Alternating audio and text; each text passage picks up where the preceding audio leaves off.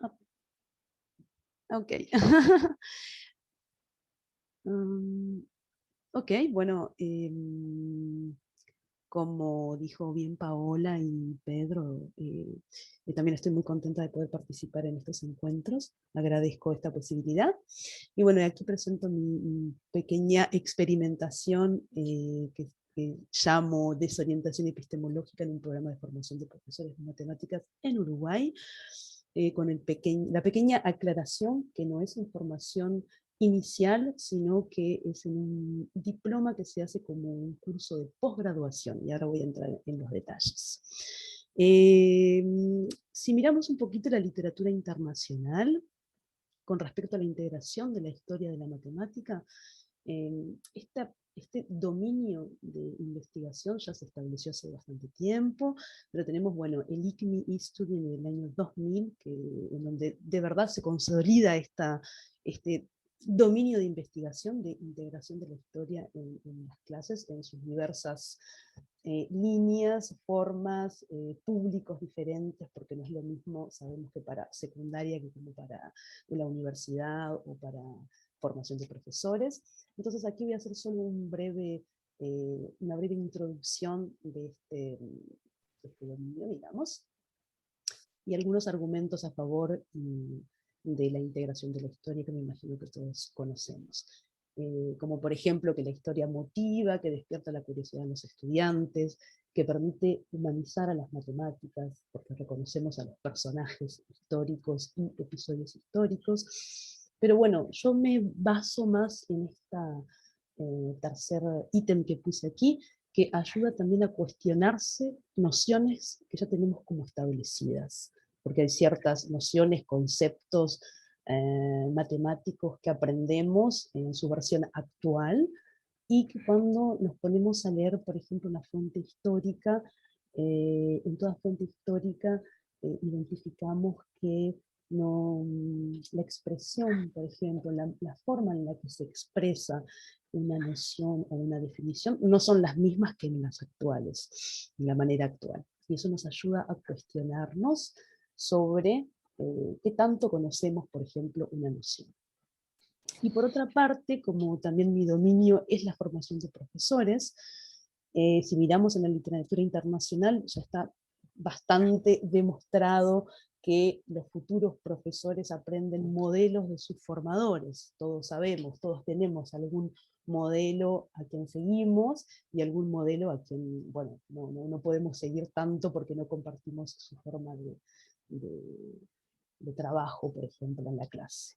Entonces, si juntamos estas dos grandes líneas de trabajo, cuando nosotros, en tanto formadores de profesores, de futuros profesores, intentamos motivar a estos futuros docentes a integrar la historia de la matemática, yo parto de este principio, de que si queremos que un futuro docente integre la historia de la matemática en sus clases, bueno, entonces es conveniente que él, en tanto futuro docente, como estudiante de formación docente, él pueda vivir este proceso de historia de la matemática también durante su escolarización. Evidentemente no podemos pedirle que invente cómo dar una clase de matemática a través de la historia de la matemática o usando una fuente histórica si antes no le mostramos un ejemplo. Yo parto de esa base. Bueno, es claro que hay excepciones, pero bueno, yo parto más del principio de poder ayudar directamente en su formación durante su escolarización. Y entonces me voy a concentrar en dos puntos fundamentales para esta pequeña y breve presentación. Identificar y atacar una cierta concepción de los docentes de matemática, y luego, utilizando una fuente histórica o un episodio histórico en una clase, que ellos vivan la experiencia de la historia de la matemática, para tratar de ver cómo se puede modificar una concepción. Evidentemente, trabajo con un público de profesores que están ya en ejercicio, o sea que ellos ya son profesores de matemática, y el curso del que les voy a hablar y la experiencia es en el marco de una especialización de posgraduación. Cuando hablo de atacar una concepción es porque me baso en esta idea que desarrolló una epistemóloga francesa que se llama Evelyn Barbin, que es el dépaysement épistémologique, y que podemos traducir en español como desorientación epistemológica. Y esta experiencia es como una experiencia que provoca este cuestionamiento de un conocimiento que ya tenemos establecido. Es decir, nosotros naturalizamos ciertas definiciones, por ejemplo, pero no nos ponemos a pensar, bueno, es que inicialmente esta definición era así, ¿cómo se fue evolucionando? Cuando hacemos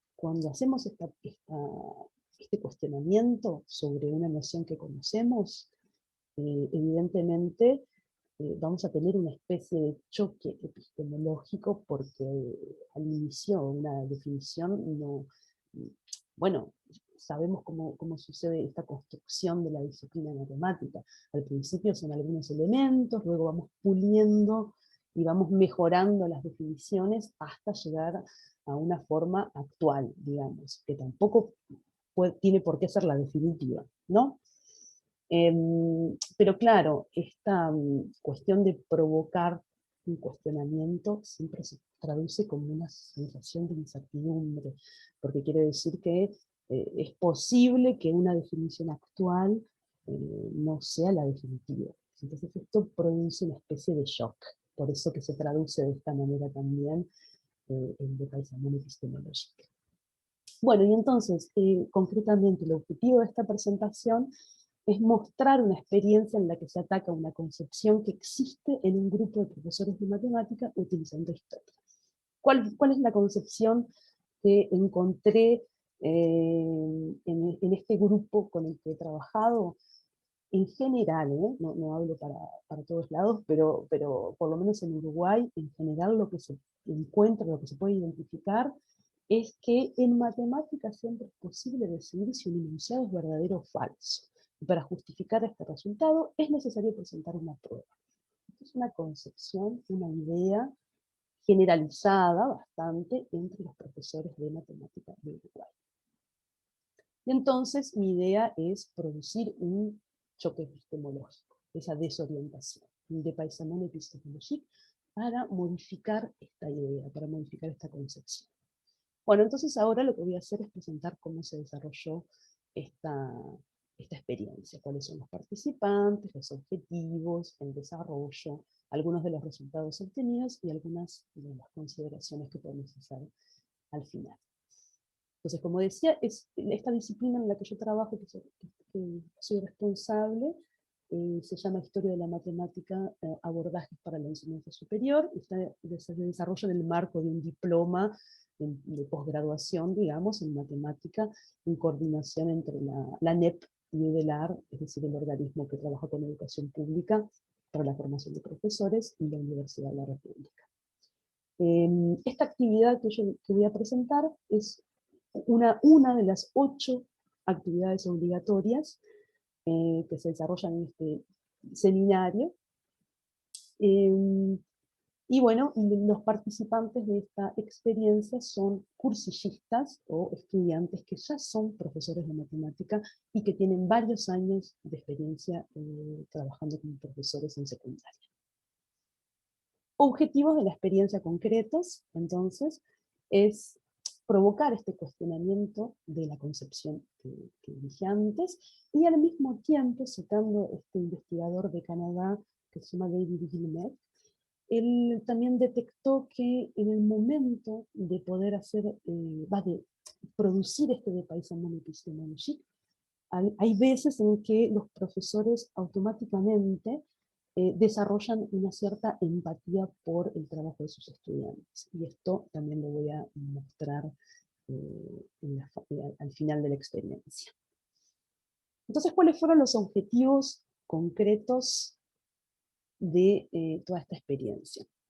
Se buscan al menos 2. En primer lugar, acercar este episodio histórico del siglo XX a un público de profesores de matemática uruguayos en ejercicio, tomando en cuenta el contexto en el que se desarrolla, los personajes históricos que intervienen, y con esto lo que se busca es conocer este contexto, que este contexto contribuye a profundizar la dimensión histórica de la matemática, identificando los vínculos entre la disciplina y su contexto de producción.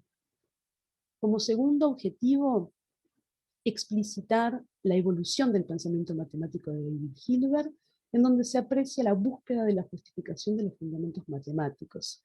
Explicitar el pensamiento de Hilbert permite que los fisicistas vean con naturalidad su manera de considerar a la matemática como una herramienta que permite posicionarse ante cualquier tipo de afirmación con una prueba que la justifique. Y el tercer objetivo es presentar el significado del teorema de completitud de Gödel. No entramos en una demostración, pero la idea es tratar de provocar ese dépaysement épistémologique con respecto a esa concepción. Estos objetivos, para mí en tanto formadora, presentan una dimensión de la matemática más humana, más falible, en construcción colectiva y con limitaciones. Y evidentemente cuando el formador piensa la matemática de esta manera, también habilita a sus estudiantes a que se permitan ese cuestionamiento de la construcción de la disciplina. Entonces, ¿cómo fue este desarrollo de la actividad? Eh, en una primera etapa lo que se buscó fue abordar este episodio histórico para apreciar la posición de David Hilbert en relación con los fundamentos de la matemática. Entonces ahí utilicé uno de los capítulos de este libro de Marcus Dusatoy, que es un matemático, él no es historiador, es un matemático divulgador de matemática, que se llama La música de los números primos, está traducido en varios idiomas. Y en uno de sus capítulos habla justamente de este debate sobre los fundamentos de la matemática. Como sabemos, David Hilbert en el segundo Congreso Internacional de Matemáticas en París, él estableció la lista de los 23 problemas a resolver en nuestra disciplina. Y 30 años después, él seguía convencido de que la matemática puede demostrar absolutamente todo. Y en el mismo momento, en 1930, Gödel hace la demostración, presenta la demostración del teorema de incompletitud, que es la segunda etapa de esta actividad, en la que presento una pequeña parte de esa fuente histórica. No hacemos, como dije, no hacemos la demostración del teorema, y no entramos en eso porque la idea es sobre todo identificar ese espíritu matemático de la época. Es eso lo que me parece más importante, porque bueno, Hilbert, desde su visión de estructurar todo el edificio matemático y poder justificar y demostrar cualquier tipo de enunciado, evidentemente cuando viene el teorema de incompletitud de Gödel, tira abajo esta idea. Entonces aquí lo que presento es este pequeño trecho de su obra, antes de hacer la demostración de su teorema, para captar un poco cuál es el espíritu matemático de la época. Entonces lo voy a leer. Como es bien sabido, el progreso de la matemática hacia una exactitud cada vez mayor ha llevado a la formalización de amplias partes de ella, de tal modo que las deducciones pueden llevarse a cabo según unas pocas reglas mecánicas. Los sistemas formales más amplios construidos hasta ahora son el sistema de principio de matemática y la teoría axiomática de conjuntos de Zermelo Fraenkel, desarrollada aún más por Jan von Neumann. Estos dos sistemas son tan amplios que todos los métodos usados hoy en la matemática pueden ser formalizados en ellos, es decir, pueden ser reducidos a unos pocos axiomas y reglas de inferencia. Resulta por tanto natural la conjetura de que estos axiomas y reglas basten para decidir todas las cuestiones matemáticas que pueden ser formuladas en dichos sistemas. En lo que sigue, se muestra que esto no es así, sino que por el contrario, en ambos sistemas hay problemas relativamente simples de la teoría de los números naturales que no pueden ser decididos con sus axiomas. Bueno, evidentemente todo esto produce bastantes discusiones y deja a los estudiantes bastante en controversia, digamos. Entonces, algunos de los objetivos, resultados obtenidos. Como primer objetivo, yo me había propuesto acercar este episodio histórico a los alumnos, a los estudiantes, y aquí tengo un extracto, ¿no?, de algunos de los comentarios que ellos hicieron en los foros, porque es un curso que se dicta a distancia, así que bueno, queda todo registrado, y lo voy a comentar. Por ejemplo, este estudiante dice, me hizo pensar en la relevancia de la historia de las matemáticas, aunque conocía algunas de estas ideas, ya sea a través de un artículo o de un video, nunca había leído un relato de este tipo en el que se muestre la evolución de las ideas matemáticas a lo largo del tiempo y cómo influyen los distintos matemáticos, según las preocupaciones de la época. Esta perspectiva histórica muestra claramente cómo los prejuicios, la cultura y la tecnología de la época influyen en la construcción de las matemáticas. Entonces aquí lo que podemos ver es que se da esta aproximación al contexto desconocido que nos permite percibir otros aspectos de la construcción de la disciplina. Como segundo objetivo, explicitar la evolución del pensamiento de Hilbert. Entonces hay otro estudiante que dice, esta propuesta, la de Gödel, sacudió el edificio matemático, porque resultó que lo que hasta ahora había sido una ciencia consolidada, coherente e impecable no lo era. Me parece fabuloso y extraño al mismo tiempo que se pueda elaborar una teoría libre de contradicciones, pero no se pueda demostrar que no hay contradicciones dentro de esa teoría. La verdad es que no sabía nada de esta propuesta y me dieron ganas de seguir leyendo para ver cómo continuaba esta historia, qué otros descubrimientos generaba. Y aquí vemos que existe esa reflexión sobre la matemática en evolución, más dinámica, ¿no? Y como el tercer objetivo, justamente es que hubo o no hubo un dépaysement épistémologique. Entonces, este estudiante dice, mi cabeza explotó, fue tan duro, todavía no estoy seguro de haber entendido bien. Si lo que hizo fue revolucionario y controvertido, en nuestra propia educación seguimos estudiando las matemáticas como una estructura que se apoya en fundamentos sólidos y seguimos transmitiendo la idea, o al menos no la negamos, de que las matemáticas lo explican todo y que todo se puede demostrar a partir de un buen sistema axiomático. Aquí vemos también que existe esa concepción cuestionada, ¿no? Se cuestiona qué es lo que está pasando con la estructura de la matemática. En realidad no puede demostrar absolutamente todo. Entonces, para mí, desde mi experiencia, desde la observación de esta experiencia, ¿cuáles fueron los resultados que obtuve en esta pequeña experimentación? Ya como primer resultado podemos decir que hay varios estudiantes que experimentan el dépaysement épistémologique, pero también que sí activan la empatía, como lo decía Guillemette, hacia sus alumnos. Ellos se ponen enseguida en el rol docente y dicen, ay, mientras leía estos textos se me ocurrieron varias cosas para llevar al aula, pero probablemente por falta de tiempo no lo conseguiré. Reflexionar sobre la importancia de las demostraciones y su papel en el aula, presentando problemas abiertos, hace que los alumnos sientan incertidumbre sobre las matemáticas, algo que muchos sentimos al leer estos documentos. Un segundo comentario, leyendo estos artículos me he imaginado un montón de cosas que podría trabajar con mis alumnos. Probablemente hay muy pocas cosas que puedan hacer. Muy pocas cosas que se puedan hacer. Pero creo que lo importante es cambiar de opinión y pensar en otro tipo de actividades con ellos, igual que nos hizo pensar a nosotros. Me imagino lo que podrían pensar los estudiantes de secundaria si les presentamos algunas de estas ideas, algunas de estas cosas, perdón.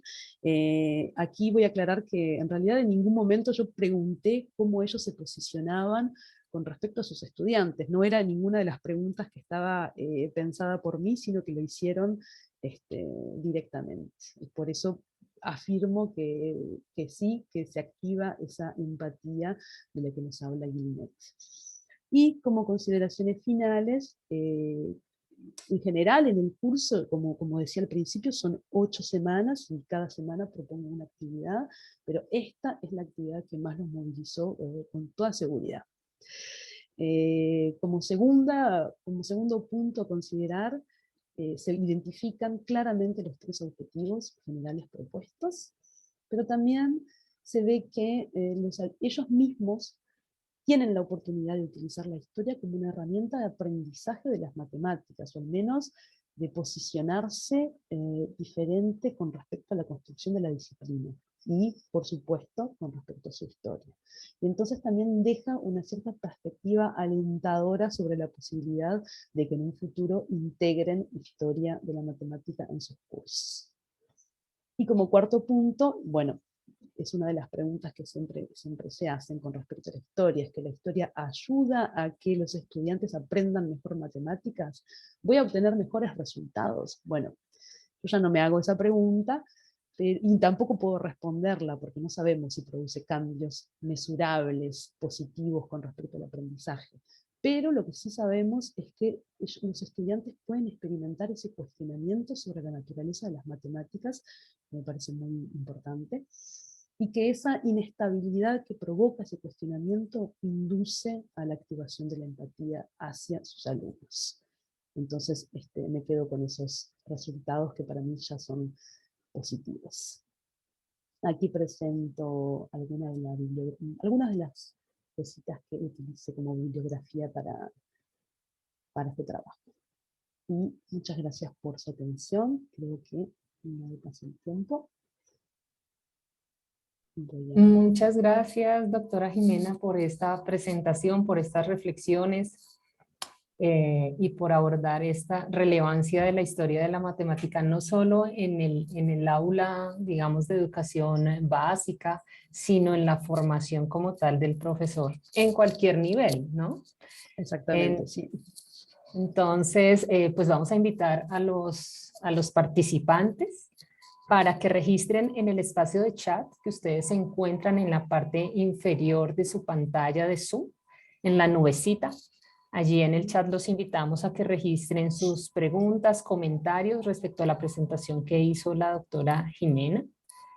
Pues mientras se animan, los buenos días para todos. Nos acompañan colegas desde Perú, de Colombia. La doctora Jimena está en Francia en este momento, pero nos está hablando sobre su experiencia en Uruguay. Entonces, pues resaltar esa necesidad y esa importancia de este espacio de interacción como comunidad iberoamericana. Esto es muy valioso, generar este espacio de reflexión.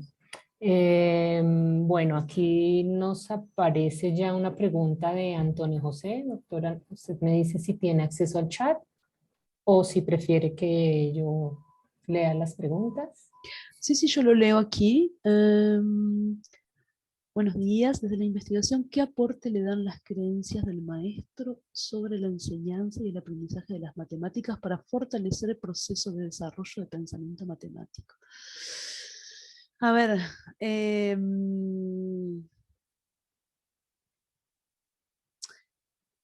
no sé si entiendo bien la pregunta, pero voy a tratar de responderla, si no capaz que podemos habilitar audio, no sé cómo lo organizan ustedes. Si entiendo bien qué aporte o sea, cómo puedo yo utilizar quizás, si entiendo bien, de ya las concepciones que tienen los profesores o maestros. Justamente este curso que yo propongo, antes de comenzar el curso, propongo un cuestionario. Y a partir de ese cuestionario intento identificar cuáles son algunas de las concepciones que ellos manejan, ¿no? Por ejemplo, que la matemática es estática. Con estática quiero decir que muchas veces los docentes de matemática de secundaria no visualizan la actualidad del desarrollo de la construcción de la disciplina. ¿A qué me refiero con eso? Que en secundaria seguimos enseñando Euclides, seguimos enseñando axiomáticas, no quiero decir antiguas, pero bueno, más o menos, porque seguimos trabajando con nociones que son Pitágoras, Tales, Descartes, o sea, no hay una novedad a nivel actual de lo que se hace, y yo sé que es difícil, porque no es sencillo traer conjeturas actuales de matemática, porque bueno, los alumnos no están en el nivel quizás de comprender todo. Tal vez podemos arriesgarnos a la simplificación de algunas conjeturas actuales para poder transmitirlas a los estudiantes. Pero también al mismo tiempo no se trabaja eso, al menos en Uruguay, no se trabaja esa actualidad y ese debate de la disciplina, de la construcción de la disciplina matemática. Entonces es muy difícil que cuando uno no lo nombra en tanto formador, que ellos como futuros docentes se puedan posicionar en un lugar en el que luego puedan transponer a sus estudiantes, transmitir a sus estudiantes que la matemática está en continua construcción. Y eso trae como consecuencia que los estudiantes piensen que la matemática es algo completamente estático y que no se mueve y que no tiene actividad actual. Quedamos como en algo, con una disciplina estancada, ¿no? Y entonces seguimos con las mismas ideas. Bueno, quizás sí, se demostró todo. ¿Qué es lo que tengo que seguir estudiando? Ya está todo probado, ya está todo demostrado. Entonces el aporte, si vuelvo a la pregunta, el aporte que me da la concepción de los docentes es eso, cómo yo en tanto formador puedo utilizar las concepciones existentes en los estudiantes de formación docente para tratar de modificar y traer cosas nuevas a la formación y que al mismo tiempo luego ellos se posicionen en ese rol, que hayan experimentado esa actualidad de la matemática, ese dinamismo, ese debate que existe como una ciencia que se hace colectivamente, en comunidad, y no solo cada uno en su espacio. Bueno, voy a descubrir el día de hoy el teorema tal y tal. No sé si logro explicar cómo utilizo yo las concepciones de los docentes. O sea, primero trabajo con un pequeño cuestionario, intento clasificar en base a un trabajo que hice para mi doctorado también, qué tipo de concepciones ellos presentan, y luego, bueno, cómo armo una actividad a través de la historia para poder modificar esa concepción. ¿Okay? No sé si respondí la pregunta. O sea, ese es el aporte que me dan las concepciones. O sea, identifico primero cuál es y luego veo cómo ataco esa concepción. Muy bien. Y otra pregunta. Bueno, ya hay varias. Me Nos perdí ahí. preguntan si hay alguna investigación sobre cómo contribuye la historia de la matemática en el desarrollo de las clases en el nivel secundario. Sí, sí, claro que hay. Bueno, como decía al principio, es un dominio de investigación que se consolida en el año 2000, pero tenemos un montón de estudios hechos desde antes. Capaz que no hay tanto en español, ese es un detalle importante, pero bueno, bueno, ahora actualmente que estoy aquí en Francia hay mucha cosa desarrollada con respecto a historia en secundaria y en primaria, que es más sorprendente, porque primaria, para la educación primaria es más difícil traer algunos contenidos matemáticos que en primaria se puedan entender a nivel de los niños de la escuela, ¿no? Se trabaja mucho con numeración, entonces con algunos ejemplos de, por ejemplo, como contaban civilizaciones antiguas, la utilización de los quipu. Bueno, hay cosas hechas para primaria, hay muchas cosas hechas más para secundaria y hay pocas cosas hechas para terciario. O sea, a nivel universitario es más difícil de encontrar, pero bueno, ahí estamos trabajando en eso. O sea, tengo bastante bibliografía, si luego están interesados puedo compartirla si desean. El detalle importante también a tener en cuenta es que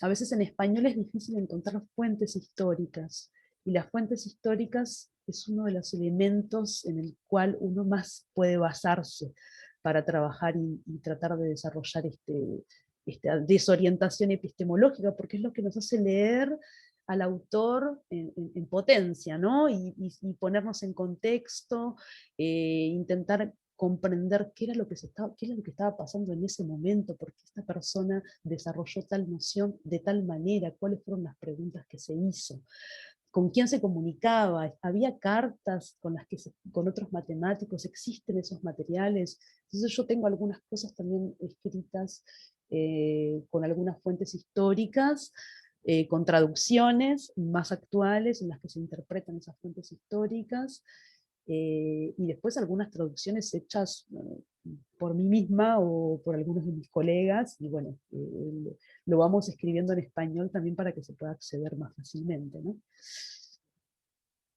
Sí, adicional a eso, ahora cuando cerremos la ronda de preguntas les vamos a compartir algunos enlaces, algunas comunicaciones que colegas colombianos, digamos, han presentado también en este espacio en relación con ese uso de la historia en el aula de secundaria específicamente.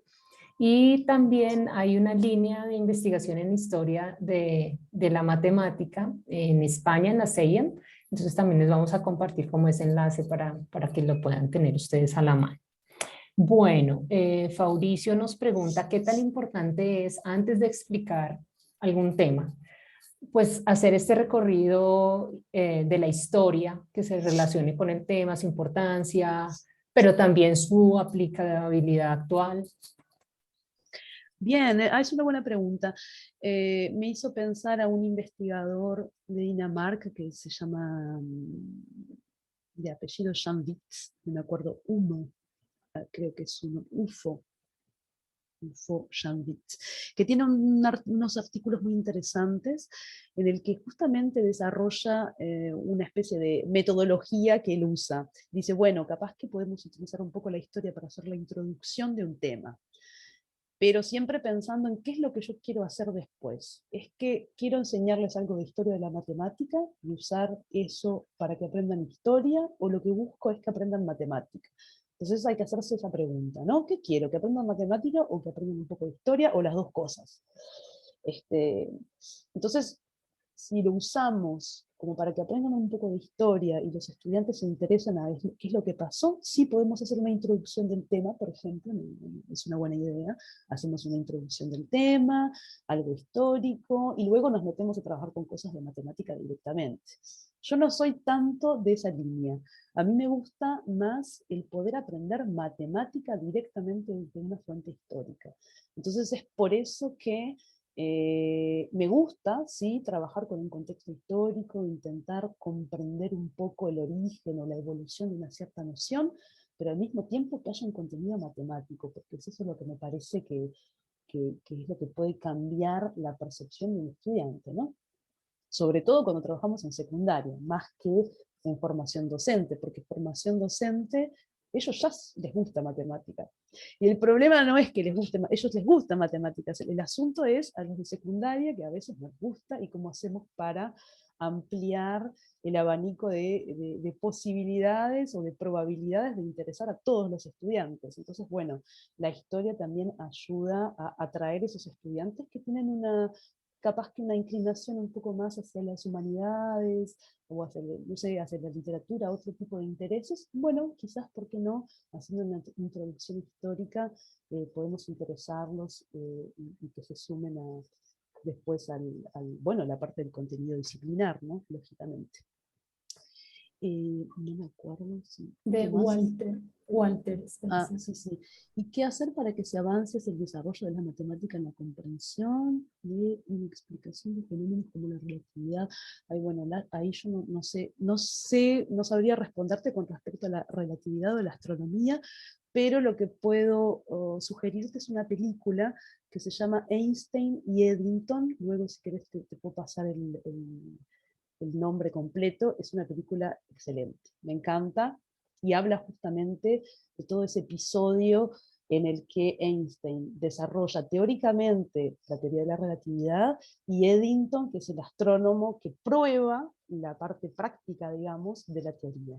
Y entonces ahí se ven varios episodios históricos, y yo lo trabajo mucho con la formación de profesores, porque se ven los dos roles, digamos, ¿no? El investigador que hace la parte teórica, el investigador que hace la parte práctica.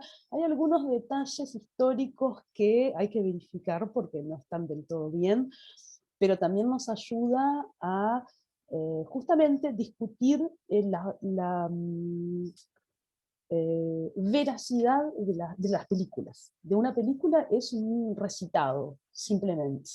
Es un punto de vista de alguien que quiso quizás hacer una película inspirado en hechos reales, vamos a decir, pero no 100%. Entonces, también es interesante para discutir por qué, por ejemplo, en la película aparece solo el eclipse que se analiza en África y no en Brasil, cuando fue realmente en Brasil en donde se tomaron las verdaderas fotos que probaron la posición de los planetas. Bueno, ahí hay algunos detalles históricos que no están correctamente explicados, quiero decir. Y eso se puede ver directamente en las fuentes. Yo tengo la fuente el informe que escribió Eddington, en donde se lee todo eso. Entonces, bueno, también es interesante desde ese punto de vista. Aquí hay otras preguntas de Carol José. Ok, en el estudio se mostró algún sistema axiomático como las acciones de Peano para construir los naturales, donde se evidencia la importancia de las construcciones teóricas a partir de axiomas. No, no se mostró eso. Simplemente utilicé la fuente primaria, bueno, escrita por Gödel, su traducción en español, que está traducida en español, y la idea era esa, hacer simplemente una contraposición entre el espíritu que transmitía Hilbert sobre, bueno, construyamos una ciencia, una disciplina que pueda demostrar absolutamente todo, y la visión de Gödel que viene a destruir esa concepción. Solo eso. Y por otro lado, según su percepción, el teorema de incompletitud de Gödel es una puerta para siempre poder crear nueva matemática, y sí, sí, sí, sí. Claro que sí. Ahí estoy en esa línea, sí. Me parece que sí. Luego, bueno, César dice que vio la película, me parece, bueno, es una muy buena película, sí, me gusta mucho también. Hay una buena crítica que se hace de esa película, también tengo la crítica que también puedo compartir si tienen ganas. Eso es otra de las líneas que también me gusta mucho trabajar, es un poco la utilización de audiovisuales, ¿no? Porque también hay que tener cuidado con cómo uno los utiliza y qué tipo de preguntas uno hace con los estudiantes para dejarles claro que es una película y bueno, que no es un documental con todas las informaciones probadas, ¿no? Hay que verificar las fuentes, eso es muy importante. No sé si me perdí alguna pregunta. No, Denise, que nos estaba sugiriendo algunos recursos en las referencias bibliográficas de matemáticos como las anécdotas de Gauss, y también aquí habla referencias bibliográficas, artículos de divulgación, o a partir de los cuales se puedan realizar reflexiones, análisis. Creo que esto va muy de la mano con este uso del audiovisual, del recurso audiovisual. Vemos también que en el cine se encuentran pues bastantes aproximaciones a la historia de matemáticos o a momentos como clave de la evolución de nuestra disciplina, pero lo que la doctora dice es muy cierto. ¿Cómo abordo esto? ¿Cómo pongo en duda tal vez esta posición, esto que me están mostrando? Y pues también es una oportunidad en el aula de secundaria para el desarrollo de ese pensamiento crítico y también de usar la historia para comprender los objetos de estudio. Sí, Bueno, sí. sobre eso también esta cuestión por ejemplo, de glorificar demasiado a un personaje, ¿no? Hay que tener también cuidado con eso cuando vemos una película, porque ahora justamente hablando de esta película Einstein y Eddington, una de las preguntas que queda como muy subyacente a toda esta película es, bueno, la figura de Einstein es como la más importante, y aparece un día que se levante con la idea maravillosa de la relatividad, y el pobre Eddington, que es el que prueba todo, él queda como en segundo plano siempre. Entonces, bueno, ¿cómo hacemos para rescatar, ¿no?, los personajes y colocarlos en su rol y en su papel histórico relevante que los dos tuvieron? Y también eso se puede discutir bastante con esa. Esa es una de las películas que me gustan mucho. Porque, después está la otra película, Ramanujan también, que es sobre el matemático hindú. Y también se pueden hacer cosas muy, muy interesantes con los audiovisuales.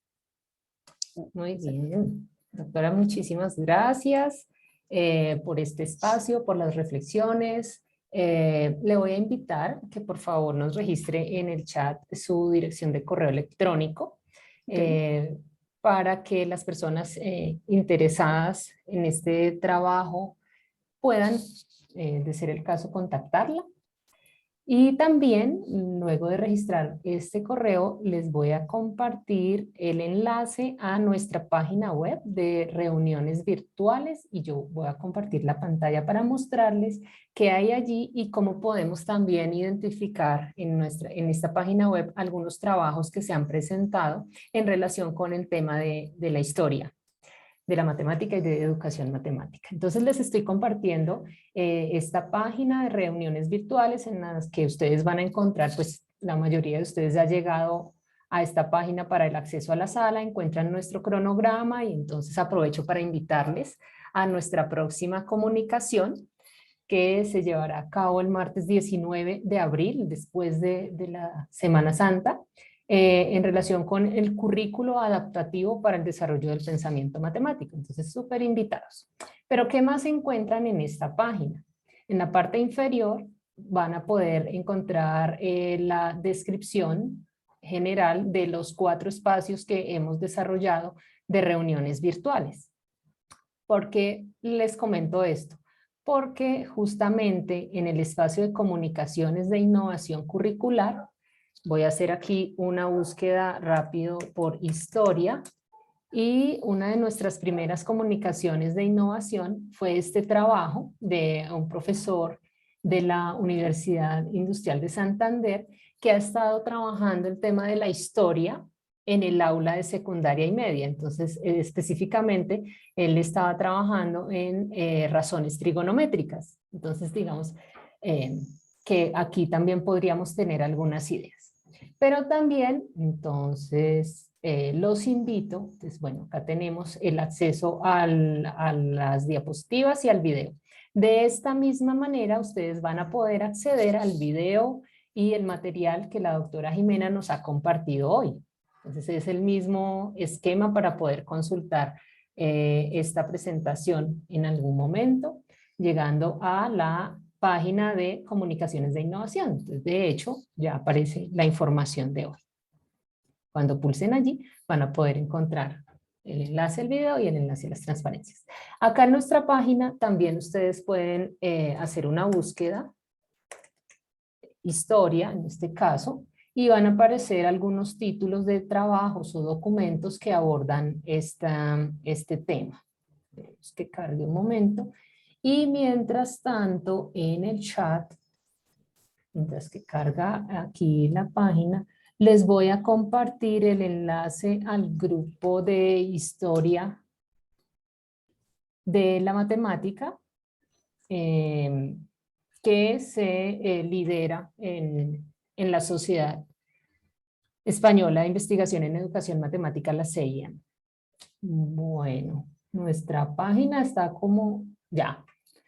Tenemos 42 resultados asociados con historia. Entonces, aquí, por ejemplo, un colega en una innovación abordó enseñanza de las matemáticas a través de la historia de los números. Tenemos también una conferencia sobre la historia de la práctica matemática y la formación docente, y tenemos también la comunicación que les comentaba ahorita. Entonces, bueno, podemos allí hacer esta búsqueda. También los invitamos a ir al repositorio digital de documentos en educación matemática funes.uniandes.edu.co. Voy a incluir también el enlace en nuestro chat, porque recordemos que tenemos allí en este momento más de 20.700 documentos de acceso abierto de educación matemática, en espacio en el que ustedes van a encontrar documentos sin restricciones sobre temáticas en las que quieran profundizar. Entonces, por ejemplo, tenemos historia de la educación matemática, entonces también allí pueden acceder a esta documentación. Entonces, pues bueno, ya para cerrar, doctora Jimena, muchas gracias por participar en este espacio. Siempre estaremos aquí disponibles para poder difundir los trabajos que se están haciendo, que se están produciendo, invitada. Y a todos los participantes, muchas gracias por acompañarnos. Recuerden la relevancia de estos espacios, de encontrarnos, de escucharnos, porque nos dan nuevas ideas para cualificar siempre nuestras prácticas. Muchas gracias también por la invitación, por permitirme participar y mostrar un poquito la investigación que se está haciendo también en Uruguay. Claro que sí. Para cerrar nuestra sesión de hoy, entonces le doy paso al doctor Pedro Gómez. Muchas gracias, Paola. Muchas gracias, profesora Jimena, por esta presentación. Gracias por desorientarnos y hacernos reflexionar sobre nuestras visiones de lo que son las matemáticas y también de relacionar esa desorientación con nuestra práctica en el aula. Creo que es un mensaje muy potente de poder presentar esa perspectiva falible de las matemáticas que no necesariamente todos conocemos y que puede influir de manera muy importante en cómo nosotros trabajamos con nuestros estudiantes. Ha sido muy interesante la presentación y de nuevo le agradecemos mucho. También, pues como siempre, queridos colegas iberoamericanos, nos da mucho gusto tenerlos aquí. Como les decía Paola, los esperamos después de Semana Santa. Les deseamos una feliz Semana Santa, que puedan descansar, ojalá al fin en una situación mucho más normal de la que hemos tenido en los últimos 2 años. Finalmente, agradecerle a Paola y a Laura por la organización y gestión de esta presentación. Feliz fin de semana. Muchas gracias. Muchas gracias a ustedes. Chao. Bueno, las personas que están en sala recibirán el certificado de su asistencia a la dirección de correo electrónico que registraron en el formulario de Zoom. Una recomendación, verifiquemos el nombre con el que aparecemos en este momento en el listado de participantes, porque el formulario va a generar la certificación, o nosotros generamos la certificación a ese nombre que nos aparece en Zoom. Entonces, para que por favor verifiquemos que esté bien escrito, que aparece completo, para que no tengamos dificultad con esto. Mil gracias a todos y que tengan buen resto de día. Hasta luego. Muchas gracias, Paola. Chao, chao.